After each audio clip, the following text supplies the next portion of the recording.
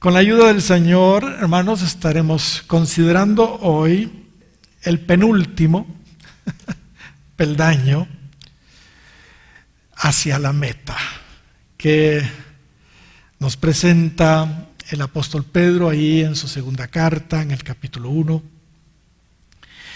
Nos corresponde hoy estudiar el afecto fraternal. El afecto fraternal. Leamos solamente los versos 5 al 7 de 2 de Pedro, capítulo 1. No vamos a leer toda la porción que normalmente leemos por el tiempo, pero sí recordemos nuestros versículos principales que nos han servido de base para esta serie de pláticas que personalmente para mí han sido de grande edificación y estoy seguro que también para ustedes. Segunda de Pedro, capítulo 1 y versículo 5, dice: vosotros también, poniendo toda diligencia por esto mismo, añadid a vuestra fe virtud, y a la virtud conocimiento, al conocimiento dominio propio, al dominio propio paciencia, a la paciencia piedad, que es de lo que estuvimos hablando la semana pasada, y a la piedad nos corresponde hoy afecto fraternal, y al afecto fraternal amor. Gloria al Señor. Muy bien, la palabra griega, hermanos, que la mayoría de nuestras versiones traducen como afecto fraternal, es Filadelfia. Esa es la palabra griega que la mayoría de versiones traducen como afecto fraternal, Filadelfia. Y eso precisamente es lo que significa esa palabra, afecto fraternal. Eso significa Filadelfia. Otras versiones traducen amor fraternal, o fraternidad, o cariño fraterno. También traducen caridad hermanable.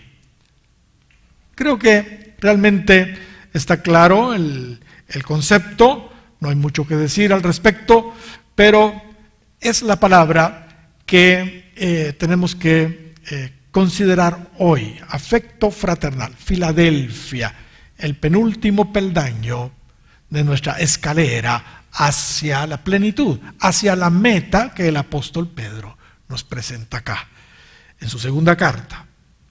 Ahora, si analizamos los peldaños anteriores de nuestra escalera, nos damos cuenta que tienen que ver, hermanos, con la obra de Dios interna en nosotros.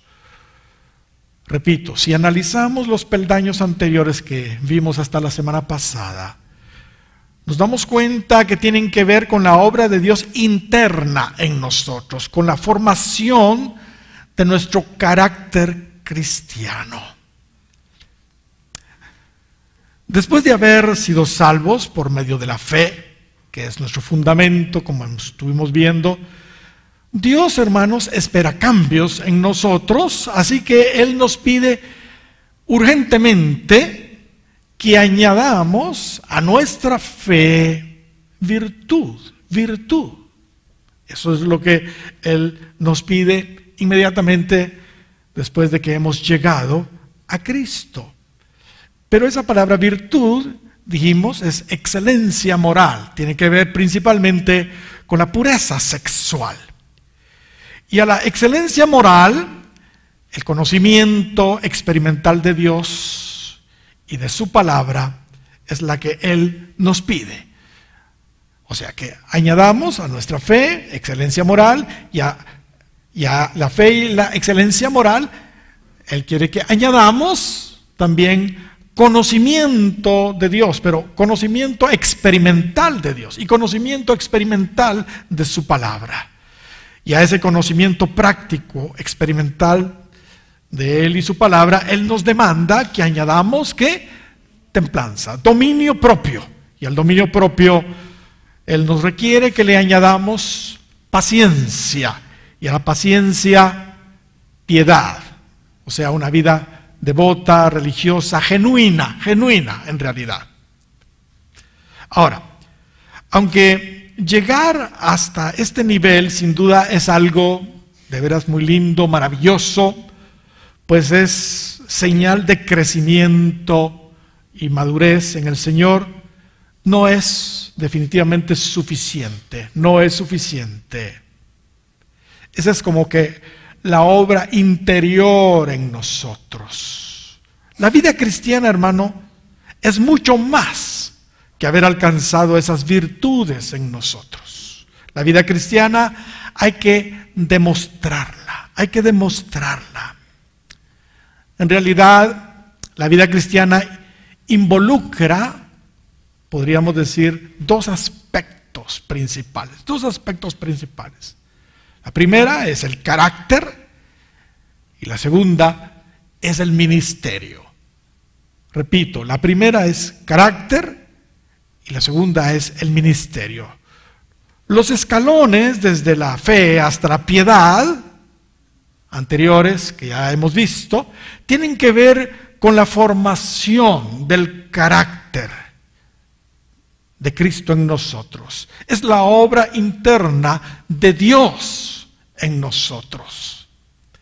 Pero los últimos dos, el afecto fraternal, que es el que nos ocupa hoy, y el amor, tienen que ver con el ministerio, tienen que ver con la obra externa de la naturaleza y obra de Cristo en nosotros. ¿Entiende? Primero debemos concentrarnos entonces en adquirir el carácter del Señor, pero después de eso no nos debemos quedar ahí, sino debemos seguir adelante para compartir el ministerio a otras personas. Gloria al Señor. Este es un principio, hermanos, realmente que corre por toda la Biblia. Por toda la Biblia vemos ejemplos de eso, aún desde los primeros versos del Génesis. Por ejemplo, en el capítulo 1 y versículo 26 de Génesis, dice ahí, entonces dijo Dios, 1:26 de Génesis, hagamos al hombre a nuestra imagen, conforme a nuestra semejanza. Y si espiritualizamos eso, hermanos, eso exactamente es lo que Él está haciendo en este sexto día. ¿Entiende? Porque el hombre está cumpliendo ahora 6,000 años sobre la tierra, en realidad. Y un día delante del Señor es como 1,000 años y 1,000 años como un día. ¿Qué es lo que está haciendo el Señor en este sexto día? Conformándonos a su imagen y semejanza. Eso es lo que Él está haciendo. Amén. O sea que, hermanos, hagamos al hombre a nuestra imagen conforme a nuestra semejanza. Esto es, espiritualmente hablando, Dios formando su carácter en nosotros, conformando su vida misma en nosotros. Pero el punto número 2, y señoré en los peces del mar, en las aves de los cielos, en las bestias de toda la tierra y en todo animal que se arrastra sobre la tierra. Aquí vemos, si lo espiritualizamos, por supuesto, el ministerio que Él nos encomienda ahora a extendernos ministerialmente.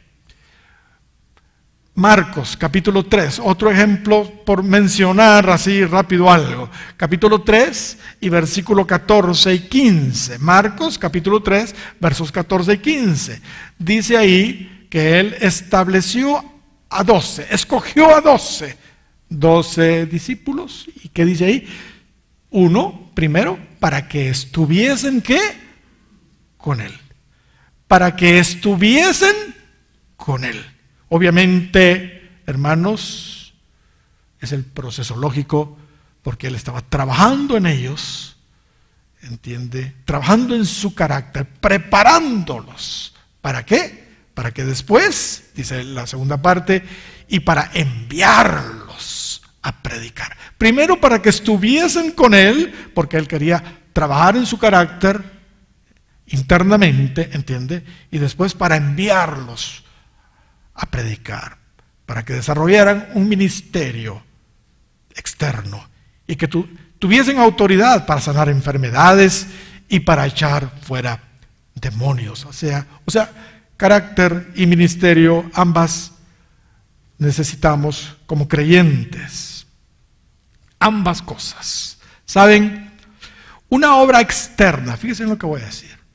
Una obra externa, un ministerio, digámoslo así, sin una obra interna, o sea, sin carácter, en nosotros es algo fingido, es algo hipócrita y es, óigalo bien, hasta peligroso, hasta peligroso. Por el contrario, una obra interna, sin un ministerio externo, es inútil. Es inútil. Porque ¿de qué sirve?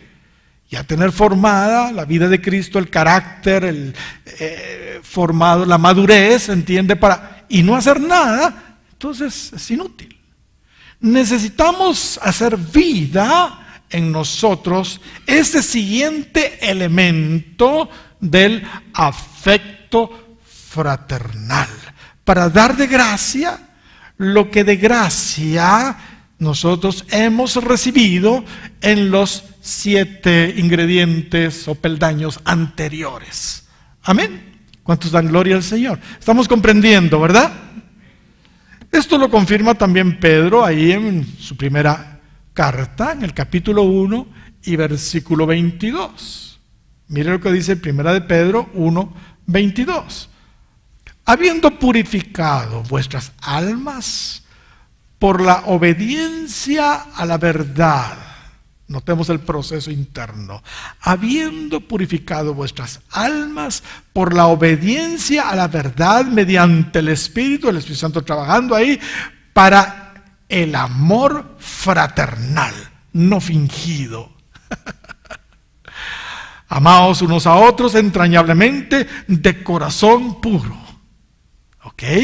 Ahí nos está diciendo claramente Pedro que cuando nuestras almas ya han sido purificadas, cuando la obra interna pues ya ha sido realizada en nosotros por obedecer su palabra, la participación de su Espíritu Santo ahí también, entonces podemos extendernos en amor fraternal, y ahí se usa esa palabra, Filadelfia. Ya podemos extendernos en afecto fraternal, amén, hacia las otras personas. Gloria al Señor. Si no ha sido purificada nuestra alma todavía, si no hay carácter formado todavía de Cristo en nosotros, nuestro amor fraternal dice ahí que no va a ser genuino, va a ser falso, va a ser fingido, porque ahí dice para el amor fraternal no fingido. Sí, cuando hay una obra interna, el amor fraternal no es fingido. Pero cuando no hay una obra interna, entonces lo que nos está diciendo allí Pedro es que la obra exterior es fingida. Es fingida. Y a mi gusto hasta peligrosa. Si no hay una obra interna, el ministerio externo es falso. Es hipócrita. Y hasta muy, muy peligroso. Porque andan muchos presumiendo de un ministerio, pero no tienen todavía una vida formada de madurez en ellos. Mis hermanos, el peldaño del afecto fraternal o amor hermanable, como le queramos llamar, el peldaño de Filadelfia, pues, es necesario para canalizar el flujo de nuestro carácter cristiano y así tocar a las personas, a otras personas y alcanzar a otras personas. Amén. Dios no quiere que nos convirtamos, hermanos, en un charco estancado, ¿entiende? No quiere que seamos como un charco de agua estancada. El agua estancada produce bacterias, bichos ahí, zancudos, renacuajos, mal olor, y termina realmente en un pantano, hasta morir, mueren esa agua.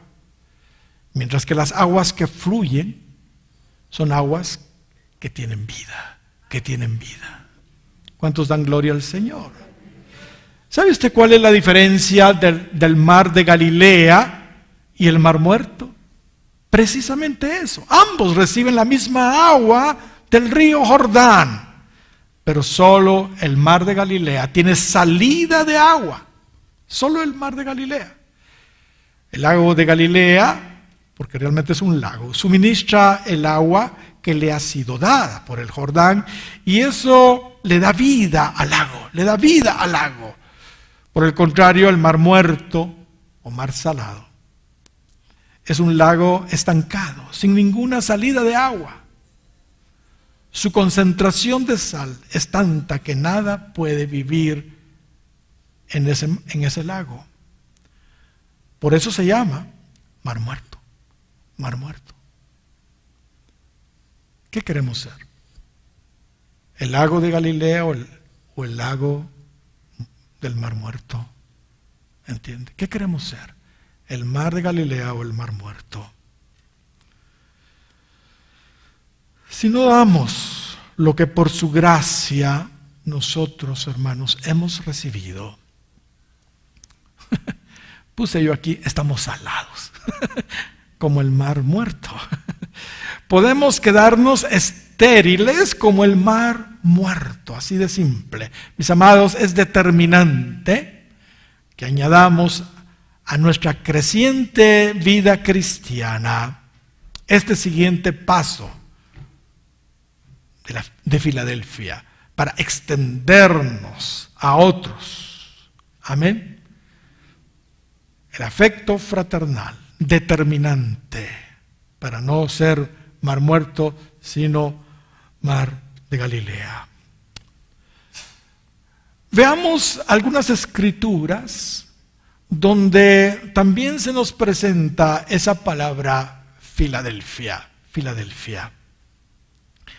En Primera de Tesalonicenses, capítulo 4 y versículo 9 y 10, dice Pablo de la siguiente manera.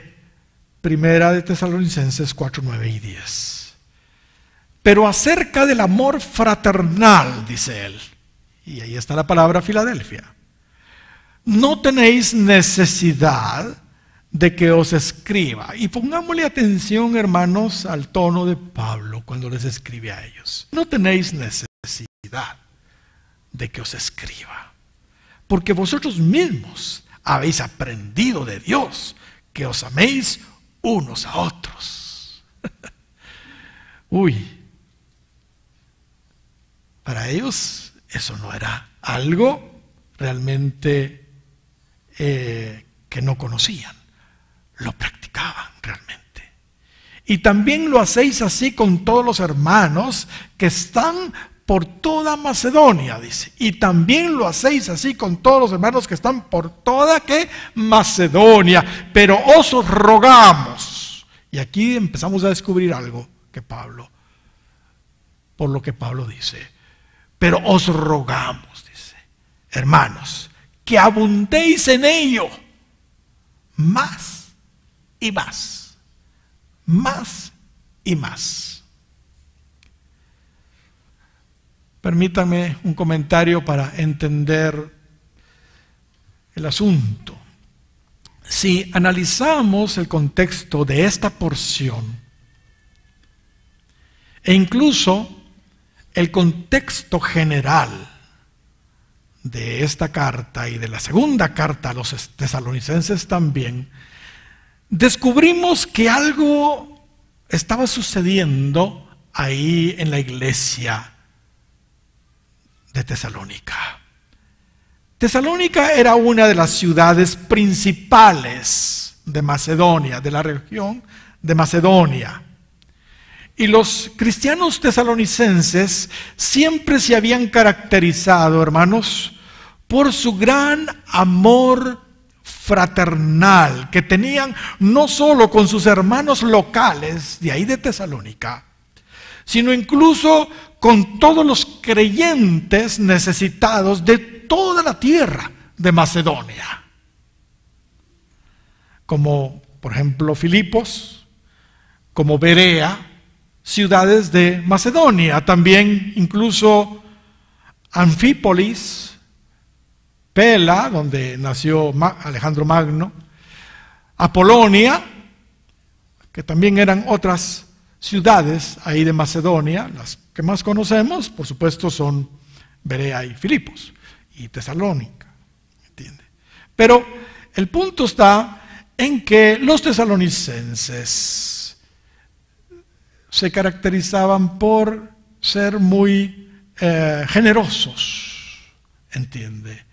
Por su amor fraternal hacia todos los hermanos de la región de Macedonia.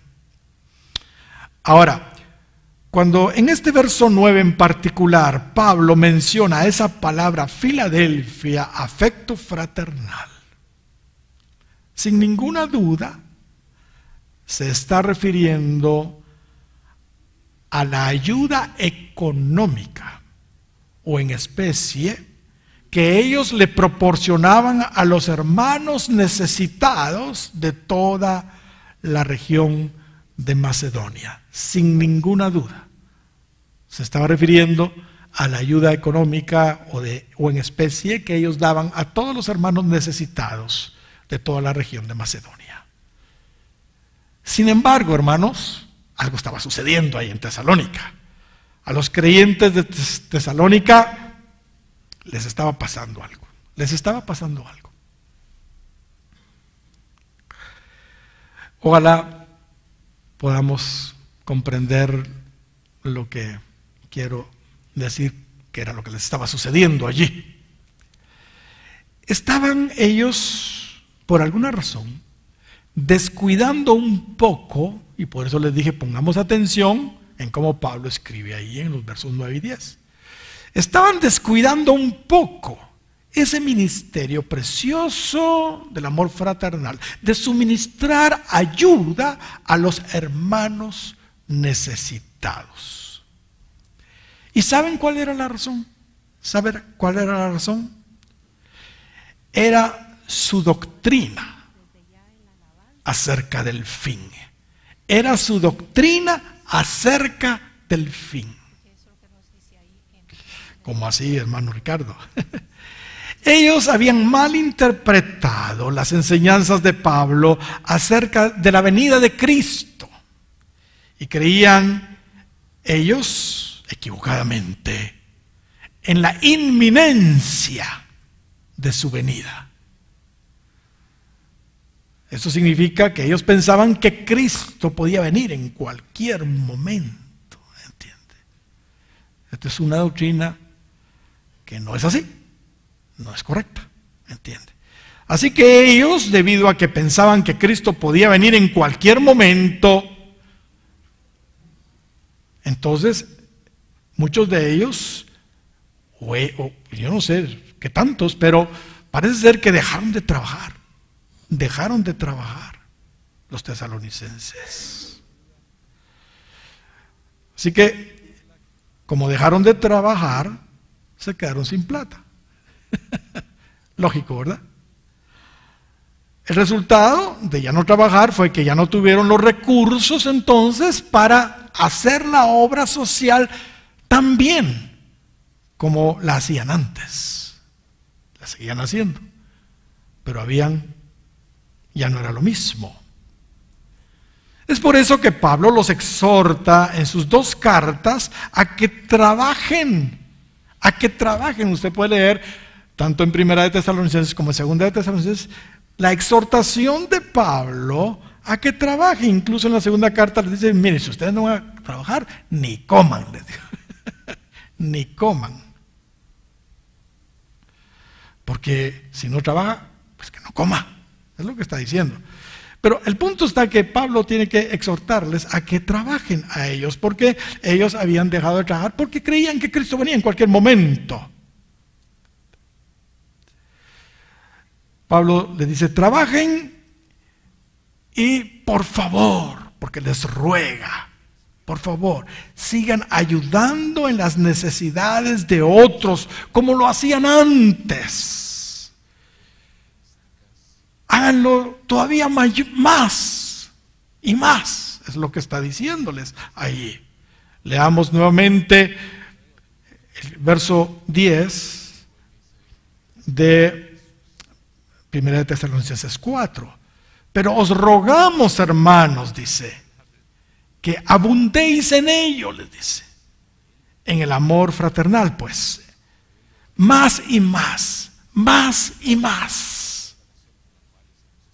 Verso 11, y que procuréis tener tranquilidad y ocuparos en vuestros negocios y trabajar con vuestras manos de la manera como os hemos mandado. Sí, a Pablo le venía diciendo, por favor, trabajen, trabajen, trabajen, porque la obra social estaba de alguna manera sufriendo, teniendo menos recursos, porque ellos sencillamente no estaban teniendo ingresos. Ahora, hay algo muy importante que debemos mencionar. Aunque aquí hemos visto el amor fraternal que tenían los creyentes de Tesalónica hacia todos los hermanos de la región de Macedonia, realmente esta gracia, porque era una gracia, no era exclusiva de ellos. No era exclusiva de ellos. Todos los creyentes de los diferentes lugares de Macedonia se destacaban por esa virtud, por tener afecto fraternal, amor hermanable. Ellos eran muy generosos, no solo los tesalonicenses, sino también todos los otros creyentes de los otros lugares ahí en Macedonia. Eran muy generosos. El apóstol Pablo, cuando le escribe a los creyentes de Filipos, que era una ciudad de Macedonia, les hace mención cómo ellos lo apoyaron en su ministerio. Y voy a leerlo rapidito. Dice Filipenses capítulo 4 y versículo 10. En gran manera me gocé en el Señor de que ya al fin habéis revivido vuestro cuidado de mí, de lo cual también estabais solícitos, pero os faltaba la oportunidad. Mire, aquí se ve que los filipenses querían apoyar el ministerio de Pablo, pero no habían tenido oportunidad. Y Pablo les dice, bueno, qué alegre, ahora ya tuvieron la oportunidad para ayudarme en el ministerio. Les está diciendo a ellos. No lo digo porque tenga escasez, dice Pablo, pues he aprendido a contentarme cualquiera que sea mi situación. Sé vivir humildemente y sé tener en abundancia. En todo y por todo estoy enseñado, así para estar saciado como para tener hambre, así para tener abundancia como para padecer necesidad. Y aquí está el versículo que todos sacan de contexto. Todo lo puedo en Cristo que me fortalece. Pero no es el punto. Sin embargo, bien hicisteis en participar conmigo en mi tribulación. Y sabéis también vosotros, oh filipenses, que al principio de la predicación del Evangelio, cuando partí de Macedonia, ninguna iglesia participó conmigo en razón de dar y recibir, sino vosotros solos. Le está diciendo a los filipenses que eran de Macedonia. Pues aún a Tesalónica me enviasteis una y otra vez para mis necesidades. Gloria al Señor. No es que busque dádivas, dice Pablo, sino que busco fruto que abunde en vuestra cuenta. Pero todo lo he recibido y tengo abundancia, estoy lleno, habiendo recibido de Epafrodito lo que enviasteis, olor fragante, sacrificio acepto, agradable a Dios. Mi Dios pues suplirá todo lo que os falta conforme a sus riquezas en gloria en Cristo Jesús. Al Dios y Padre nuestro sea gloria por los siglos de los siglos. Amén. Notemos entonces que no solo los tesalonicenses eran generosos, también los otros lugares de Macedonia, y ahorita estamos poniendo el ejemplo de la iglesia ahí en Filipos. Ellos también lo hacían y ayudaban al ministerio apostólico de Pablo. También a los corintios vemos que Pablo les dice cómo los macedonios lo ayudaban en el ministerio, y ahí no especifica exactamente qué lugares de Macedonia, pero sí habla de los macedonios, cómo lo ayudaban en el ministerio. Y quisiera que leyéramos esta porción, ya que ahí descubrimos algo, fíjese bien, algo que lamentablemente era evidente en la iglesia de Corinto, y que, hermanos, como dice el dicho popular, chapín, es pan para nuestro matate. ¿Ok? Porque se lo dicen a Pedro para que lo entienda Juan, ¿verdad? De todas maneras, hermanos, la palabra de Dios está vigente para nosotros hoy. ¿Sabe? Los creyentes de Corinto, a pesar que eran la verdad, mega iglesia, ya hemos hablado sobre la cantidad de gente que tenían, y tenían muchos recursos, indudablemente, los corintios, a diferencia de los de Macedonia, la verdad no habían mostrado mucho amor fraternal, sobre todo a Pablo. Así que Pablo, cuando les escribe, a mi gusto les escribe hasta con un poco de sarcasmo. Con un poco de sarcasmo. Parece ser que los corintios sí apoyaban a otros supuestos apóstoles con buenas ofrendas, pero en el caso de Pablo parece que no. Así que Pablo les dice que fueron los macedonios realmente los que lo ayudaron a él y no ellos, y les dice, de todas maneras no quiero. Prácticamente les está diciendo, de todas maneras no lo necesito. Es lo que les está diciendo, básicamente, porque no lo leemos. Y voy a leer en la versión más contemporánea, Palabra de Dios para Todos, porque está más claro allí. Segunda de Corintios, capítulo 11 y versículo 5. ¿Están conmigo, hermanos? ¿Están conmigo? ¿Dicen amén? Despierte al vecino, por favor. Si no lo despierta usted, lo despierto yo, porque finalmente yo lo estoy durmiendo, pero ayúdeme. Gloria sea al Señor, aleluya. Segunda de Corintios, capítulo 11, versículo 5, dice, yo creo que en nada, mire, me gusta cómo escribe Pablo, yo creo que en nada soy inferior a esos superapóstoles, pone, a esos superapóstoles que han venido a ustedes. Quizá no tenga gran habilidad para hablar, eso me consuela un poco, ¿verdad? Pero no me falta conocimiento.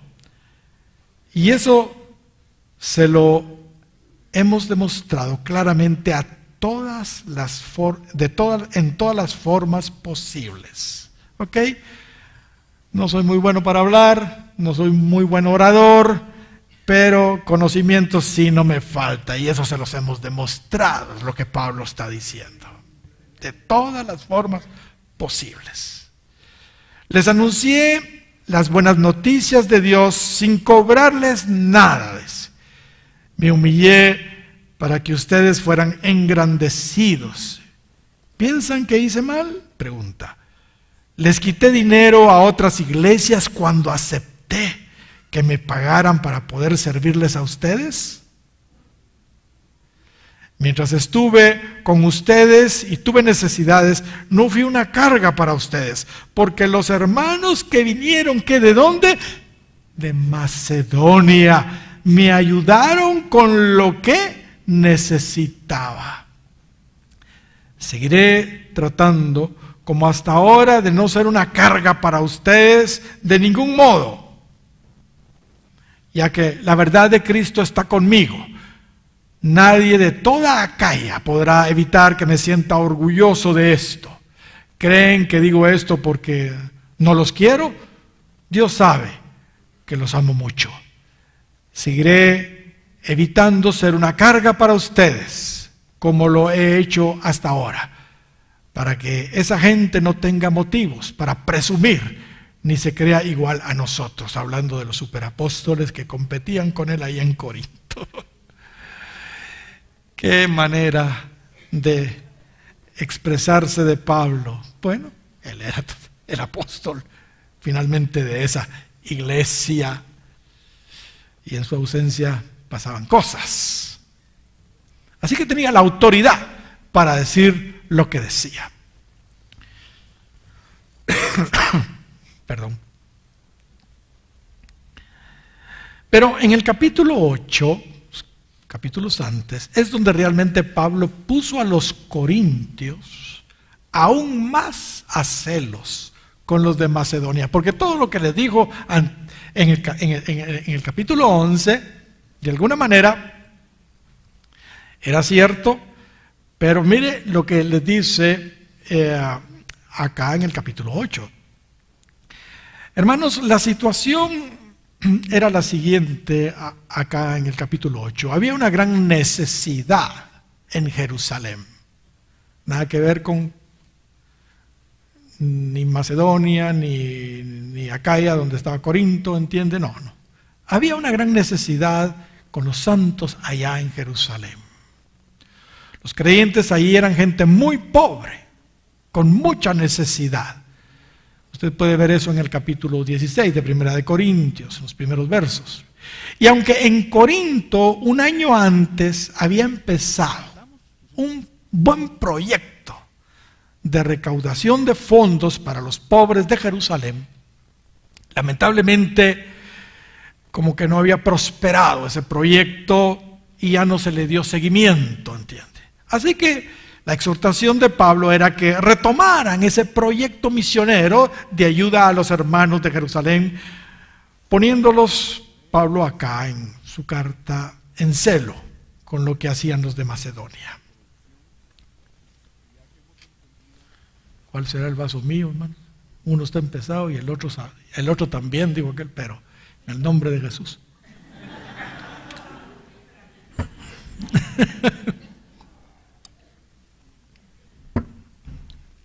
Gloria al Señor. Leamos el verso 1 del capítulo 8, segunda de Corintios.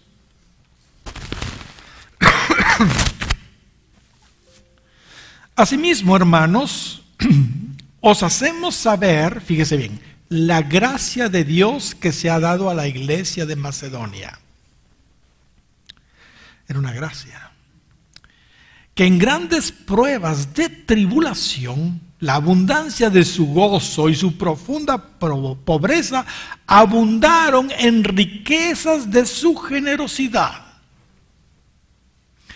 Pues doy testimonio de que con agrado han dado conforme a sus fuerzas, y que dice, y aún más allá de sus fuerzas, pidiéndonos con muchos ruegos que les concediésemos el privilegio.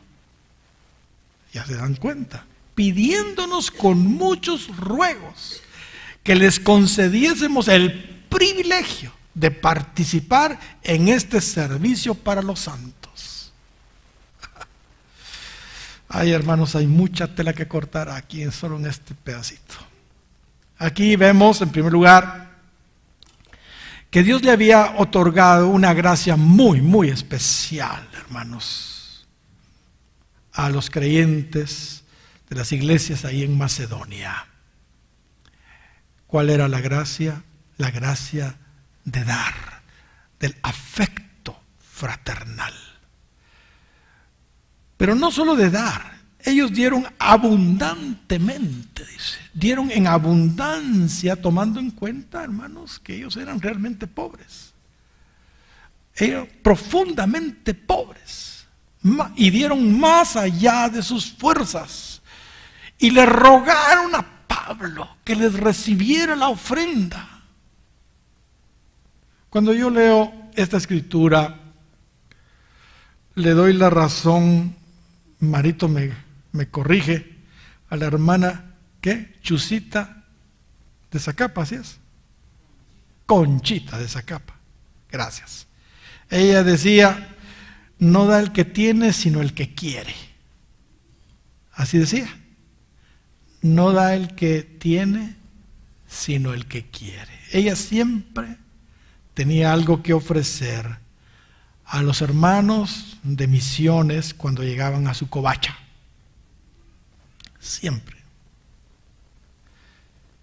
El hermano Mario les puede contar. La verdad, hermanos, no hay pretexto válido para ayudar a otras personas. Ni siquiera se puede argumentar, no tengo, soy pobre. Los macedonios lo hicieron. Y aún los tesalonicenses, que habían dejado sus trabajos, lo seguían haciendo. En menos cantidad, pero lo seguían haciendo. ¿Cuántos recordamos la historia de la ofrenda de la viuda?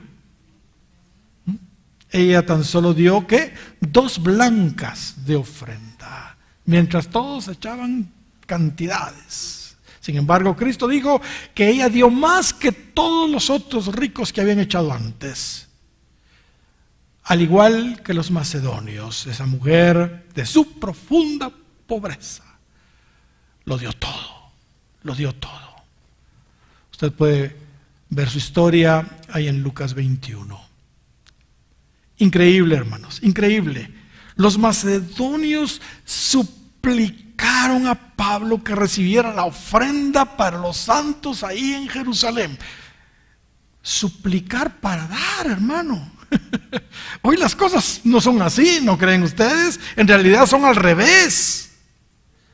Son al revés. Hoy no vemos a las personas rogándole a los pastores para que les acepten una ofrenda. Hoy vemos a los pastores virtualmente rogando a las iglesias, a las ovejas, para que suplan las necesidades propias que hay, ¿entiende?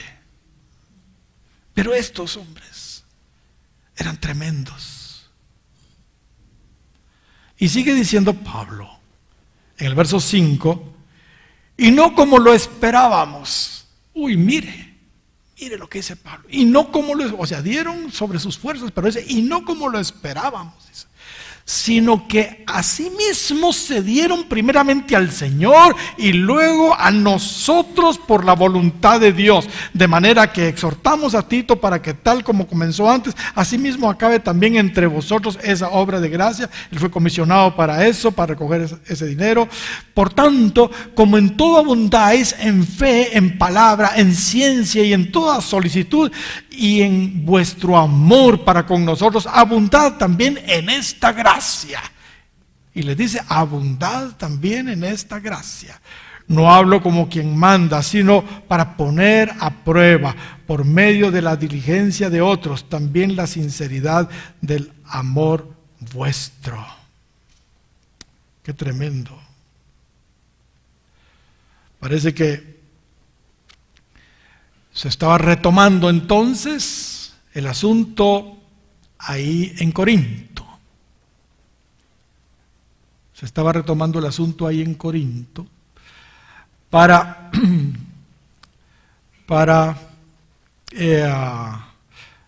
que ellos no se quedaran atrás de los macedonios. Aquí vemos que los macedonios habían ido más lejos aún de lo que Pablo esperaba. Los macedonios, además de ofrendar todo lo que podían, ellos mismos Ellos mismos, fíjense lo que voy a decir, se entregaron voluntariamente primero al Señor y al ministerio de Pablo también. Eso es algo maravilloso, hermanos. Eso es algo maravilloso. Pues dice mucho de ellos. Explico. ¿Sabe? Hay hermanos que creen que si cumplen dando dinero, no tienen por qué servir en la iglesia. No, a mí no, que no me pongan a nada, yo sí soy fiel en eso. Y no tienen por qué servir en la iglesia. Justifican su falta de servicio porque están diezmando y porque están ofrendando, ¿entiende?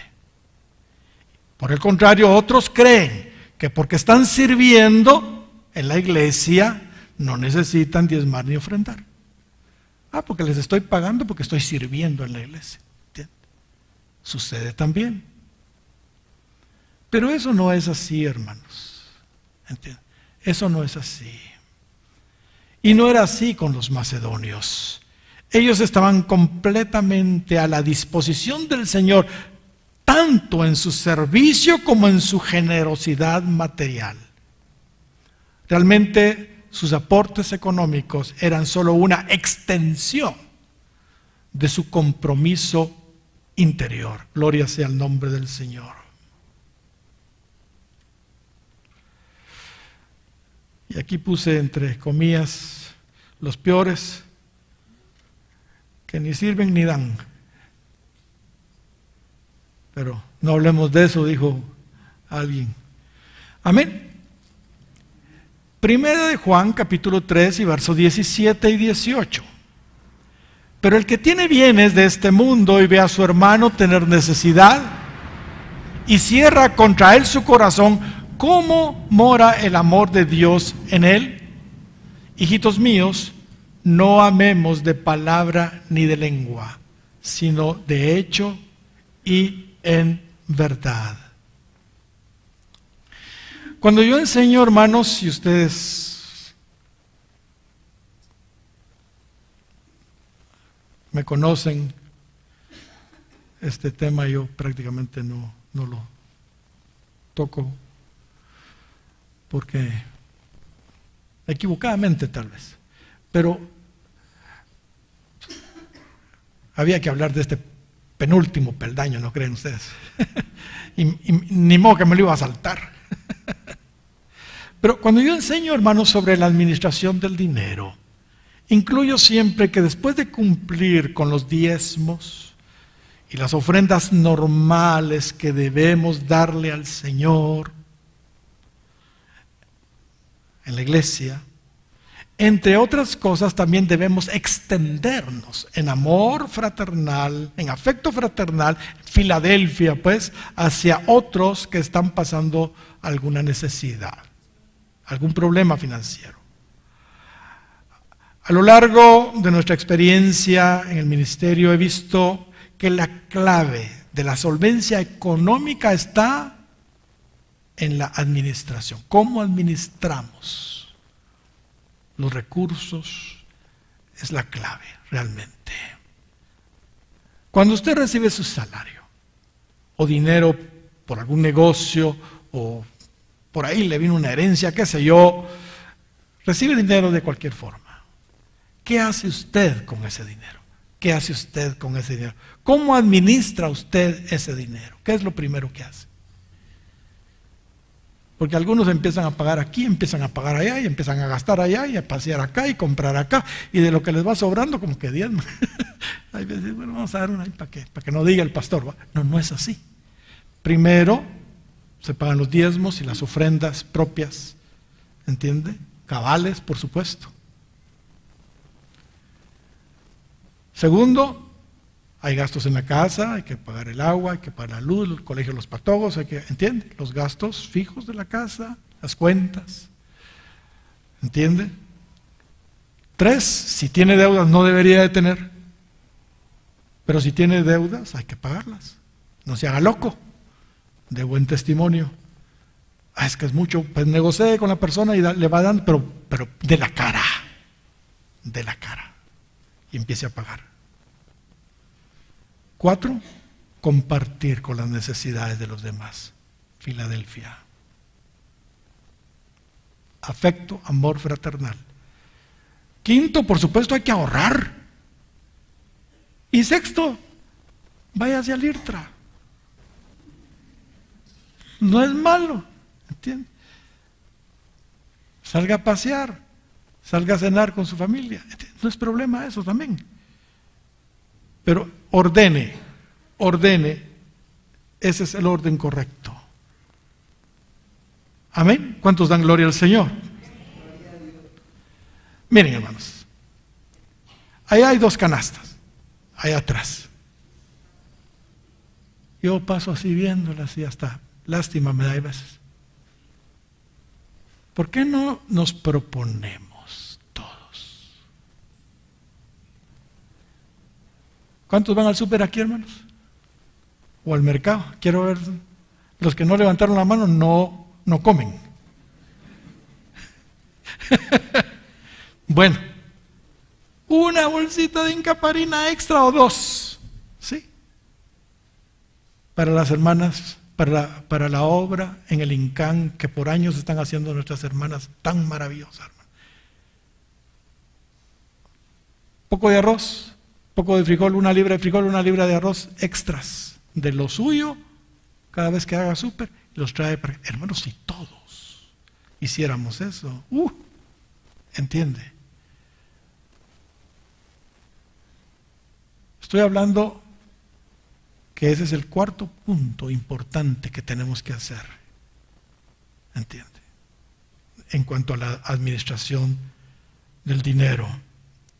Eso no nos va a costar a nadie nada, no nos va a hacer más pobres, pero va a ser de grande bendición para su propia vida y para las personas a las que se les va a dar. ¿Cuántos dan gloria al Señor?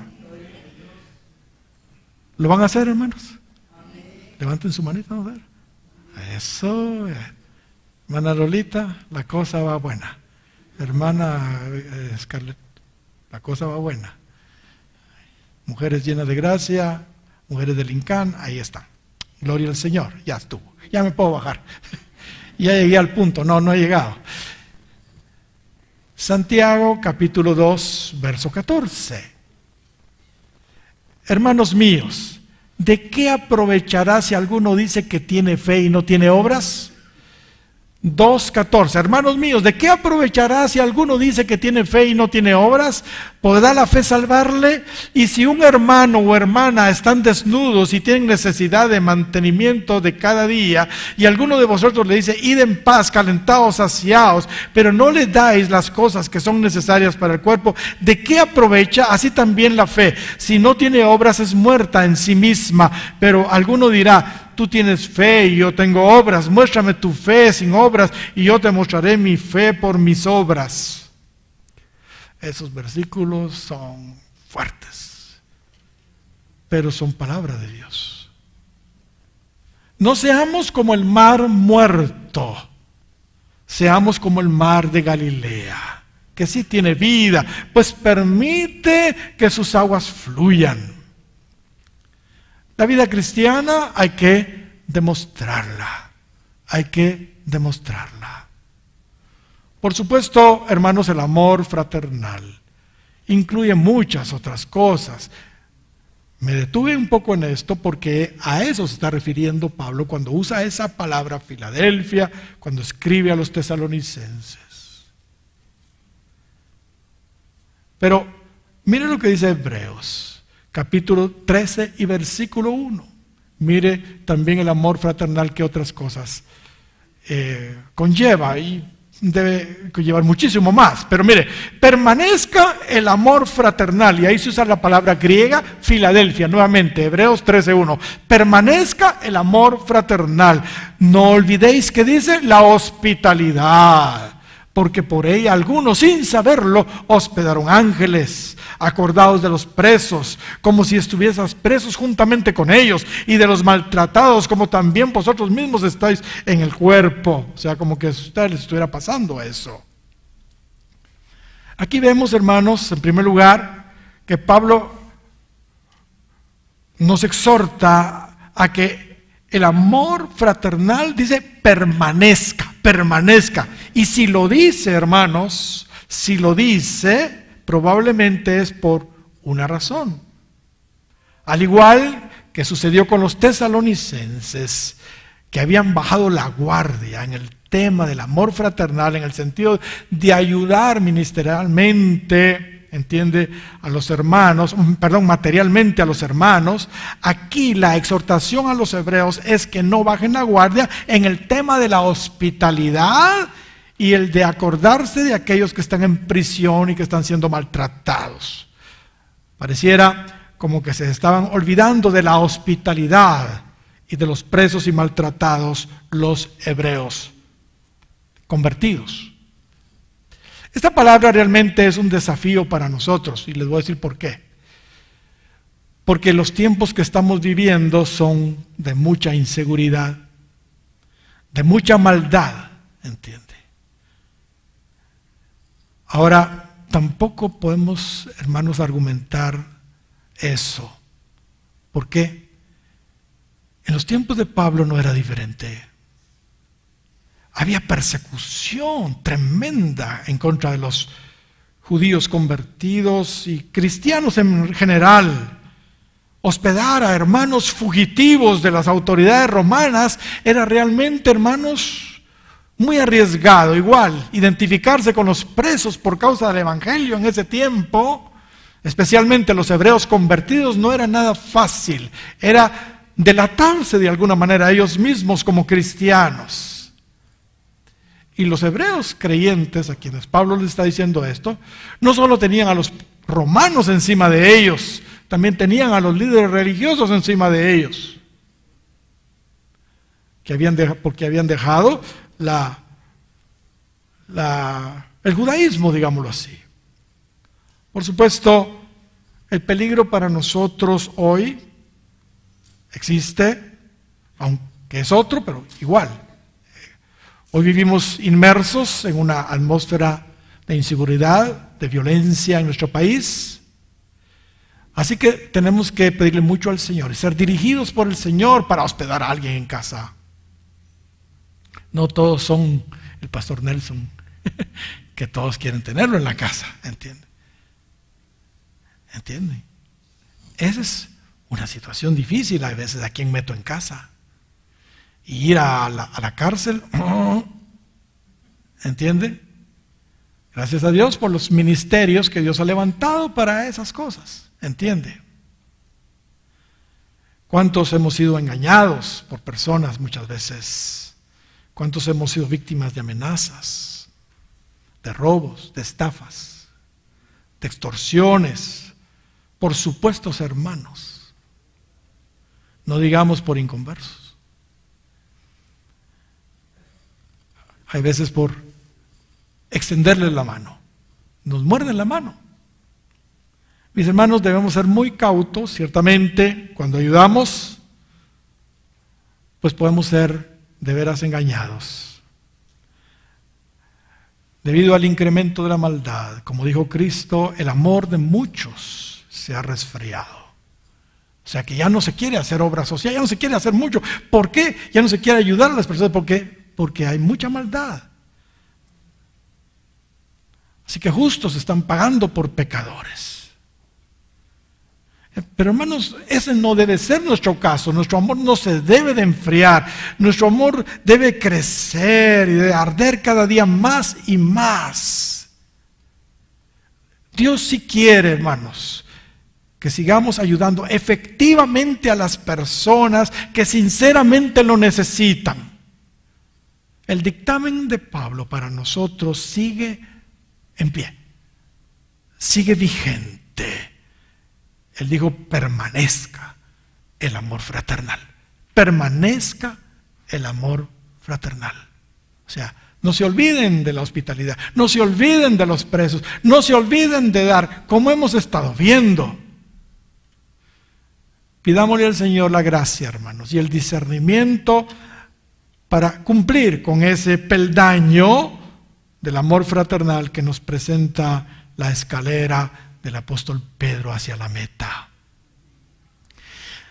Una recomendación, porque ahora hasta ayudar cuesta, es verdad, pero consulten, hermanos, consulten. Lamentablemente hay mucha cizaña dentro del trigo y la diferencia muchas veces no se nota a simple vista. Se parece mucho la cizaña al trigo. Si alguien necesita hospedaje, si alguien le pide ayuda, pídele al Señor y también consulte antes de tomar una decisión. Si alguien le pide dinero prestado, por favor, consulte también antes de darlo. En general nosotros no promovemos, no recomendamos que se preste dinero entre los hermanos. Nuestra experiencia ha sido muy desagradable en cuanto a eso. Ha traído muchos problemas. Pero por supuesto tampoco lo impedimos si realmente es algo del Señor, ¿entiende? Porque puede suceder. Queremos ser fieles al consejo de su palabra que nos dice, pero acerca del amor fraternal. Primera de Tesalonicenses 4:9, que citamos al principio. Pero acerca del amor fraternal, Filadelfia, no tenéis necesidad que os escriba, dice Pablo. Porque vosotros mismos habéis aprendido de Dios que os améis unos a otros. Sí, las condiciones han cambiado, la situación, la violencia, la inseguridad, sí es verdad, pero la palabra de Dios permanece para siempre y el mandato sigue vigente para nosotros hoy. Hagámoslo con cautela, pero hagámoslo. Y no simplemente nos enfriemos porque entonces no vamos a llegar al último peldaño. Vivamos también esa grada del afecto fraternal. Romanos capítulo 12 y versículo 10. Amaos los unos a los otros con amor fraternal. Filadelfia usa otra vez Pablo ahí. En cuanto a honra, prefiriéndoos los unos a los otros. Qué linda escritura eso. Por favor, cuando termine quisiera que me pusieran un canto que quisiera que todos oyéramos. Y tal vez lo vamos a seguir acá. Y si se lo sabe, trate de cantarlo, aunque va a ser difícil porque Marcos Vidal canta alto. Pero, ¿sabe? A finales del siglo II, Tertuliano, uno de los padres de la iglesia, dijo que los paganos decían de los cristianos, mirad cómo se aman. Mirad cómo se aman. Y Luciano de Samosata, un escritor griego, medio siglo anterior a Tertuliano, escribió acerca de los cristianos lo siguiente. Él dijo, es increíble ver el fervor con que la gente de esa religión se ayudan los unos a los otros en sus necesidades. No retienen nada para sí mismos. Su primer legislador, Jesucristo, les ha hecho creer que todos ellos son hermanos. Eso dijo Luciano. ¿Qué dijo Cristo? Un mandamiento nuevo os doy, que os améis unos a otros como yo os he amado, que también os améis unos a otros. En esto conocerán todos que sois mis discípulos, si tuviereis amor los unos con los otros.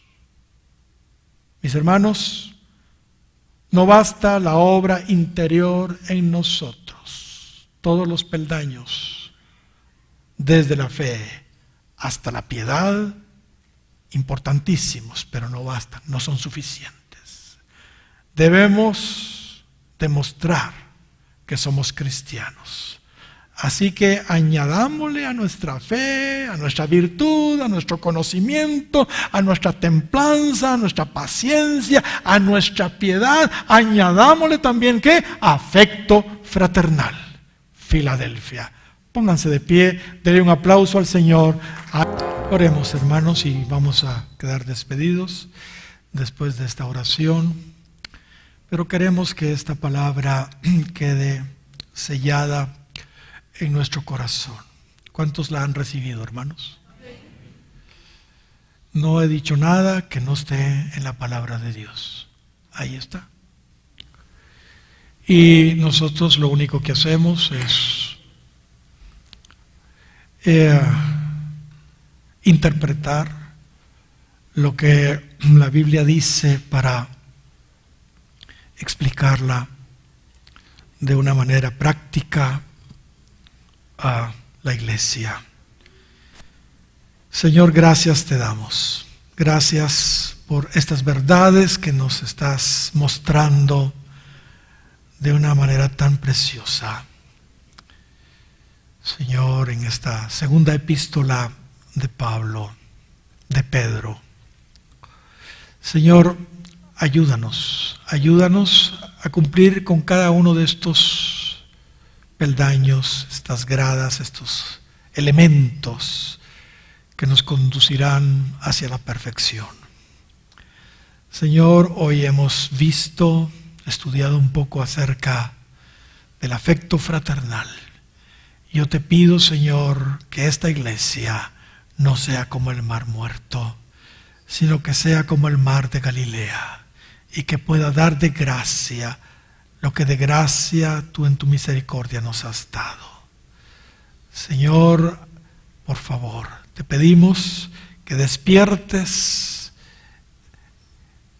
ese deseo, que nos des de esa gracia, Señor, en abundancia acá.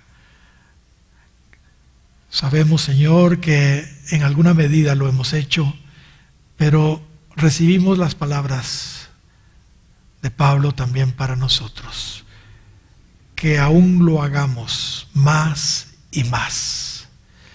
Queremos hacerlo de una mejor manera todavía. Ayúdanos, Señor, a ser generosos como iglesia en todo sentido, no solo en la promulgación de las verdades de tu palabra, sino en las necesidades también propias de la gente que está pasando alguna apretura de alguna índole. Gracias, Señor, en el nombre de Jesús. Amén. Amén. Dios les bendiga a todos, mis queridos hermanos.